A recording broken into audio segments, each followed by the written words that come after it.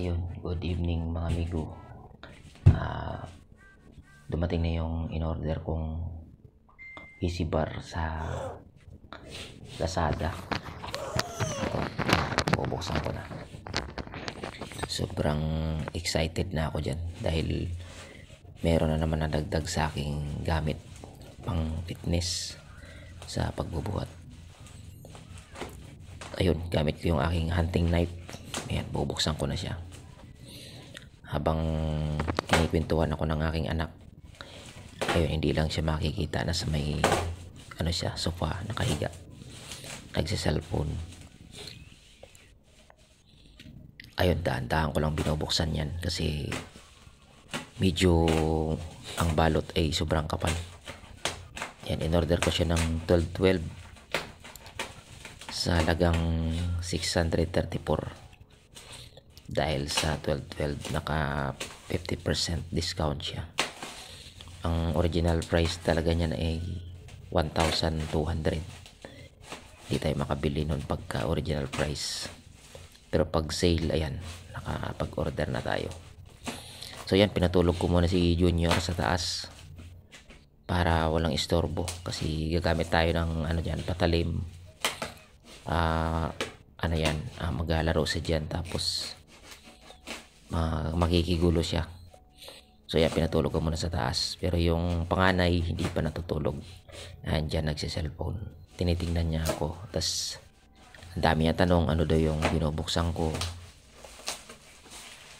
Sabi ko sa kanya ay gamit ni daddy sa pag-exercise.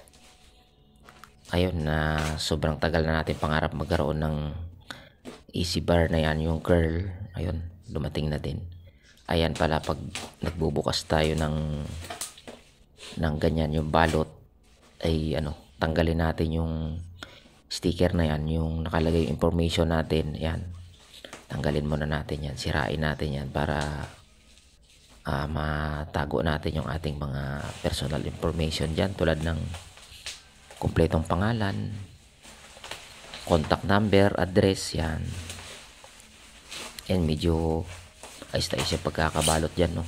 Yan, medyo napakagatlabi pa tayo dyan kasi bakas sa mukha natin yung ating excitement. Ayan, medyo may effect na yung ating pag-exercise, no? Ayan, kita na yung shoulder natin dyan, cuts na, tsaka yung ating tricep. At syempre suot natin yung ating jersey dyan na bigay lang yan. Ayan, kita ng laman. Ayan, excited na.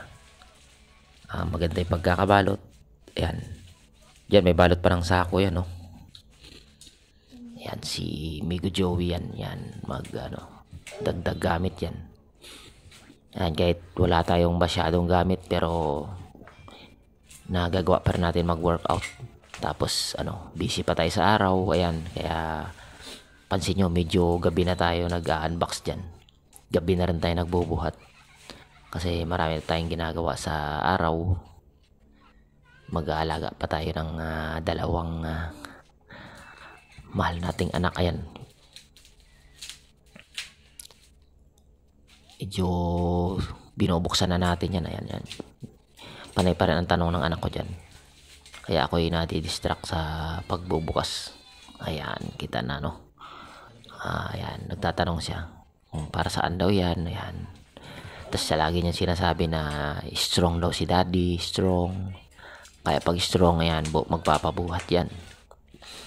Tapos hindi pwede sa kanya yung hindi mo siya bubuhatin kasi strong nga si daddy, strong. Ayan, medyo na problema na ako dyan kasi matindi yung pagkakabalot dyan. Ayun, balik na naman ako sa labas. Kumuha na ako ng cutter. Ayan, yan yung cutter na bigay ng office. Yan, gagamitin natin yan. Yan, nakabalot nga pala sa sako, tsaka may dobling tape. Ayan, ang galing din ng na to, nabilhan ko kasi balot na balot. Tsaka yung wala pang 3 days lang yata dumating na siya. Wala pang 1 week. Ayan, sige pa rin ako pagbubukas dyan. Ayan, medyo nagka-catch na yung ating arm, no? Braso natin yan. Oy, balik na naman ako sa likod. Gahanap na naman ako ng iba. Yun, gunting na yata ang kinuha ko dyan. Yan, gunting na. Ayan, pinapatay yung ilaw. Tipid sa kuryente.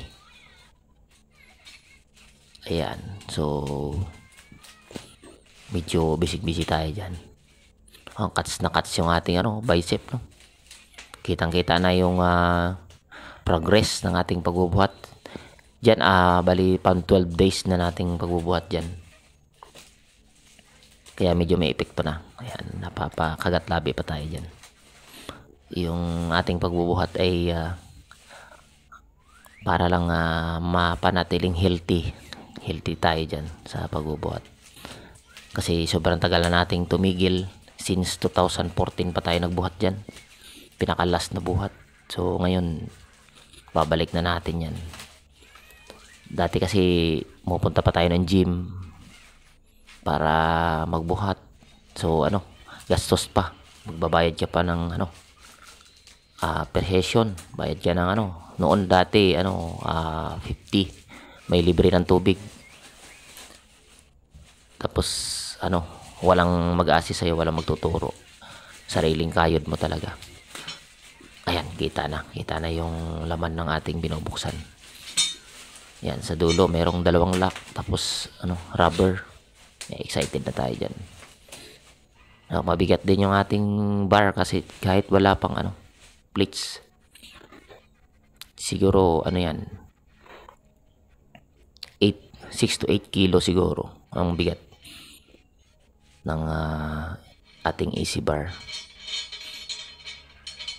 Ayan, tanggalin na natin yung lock. Yan, kitang-kita na medyo excited yung ating mukha sa pagbubuhat.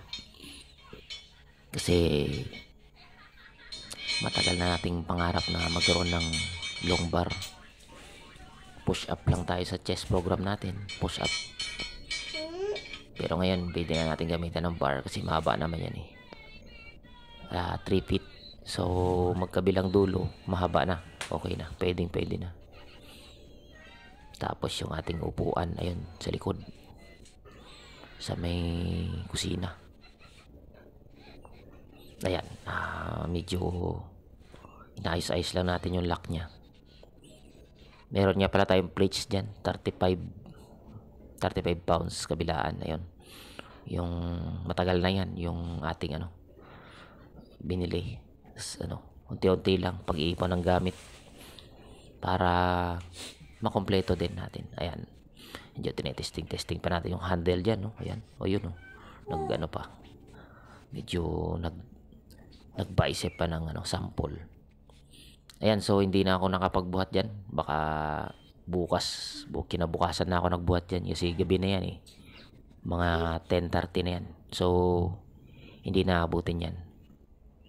Ayan, kausap ko yung anak ko dyan na nangungulit kasi nagtatanong. Ganoon talagang bata ay pag may nakikitang kakaiba yan, nagtatanong yan. Lalo pagka bubuhat ako, lagi sa dyan sa baba. Nagsa-cellphone lang siya dyan, nitingnan niya ako, tapos sasabihin niya strong si daddy. Ayan, sobrang bait yan ng anak ko Hindi natutulog yan, naghihintay pa yan na matapos ako, tapos aakyat. Ayan, kinabit ko na yung aking dyan, plates, 35 pounds. Ayan, matagal na rin yung plates kong yan. Siguro mga 2015. Yan, tabi-tabi ko pa rin yan, kaya alam ko kasing kailangan yan kailangan ko yan balang araw. Katulad nating mahilig sa fitness, ayan, dapat meron tayong mga gamit para hindi na tayo manghiram. Invest lang pa konti-konti. Ayan, tulad yan, 634 lang, meron na tayong easy bar dyan. Ayan, kinabit ko na yung lock sa kabila. So dalagdagan ko pala ng rubber yan, marami kasi ako mga interior doon sa labas. Dadagdagan ko pa yan para kapit yung kanyang lock. Although may rubber naman siya, pero dati si support pa rin na makapal. Ayan, medyo tinesting ko na dyan. Sobrang excited na yung mukha ko dyan. Ayan, excited na si Mego Joey. Ayan, excited na magbuhat yan. So bukas na yan siya magbubuhat kasi busy na siya eh. Ayan, matutulog na yan kasi pining pa yan bukas eh. Ayan, nag-testing pa. Ayan, hanggang ganyan lang naman yan.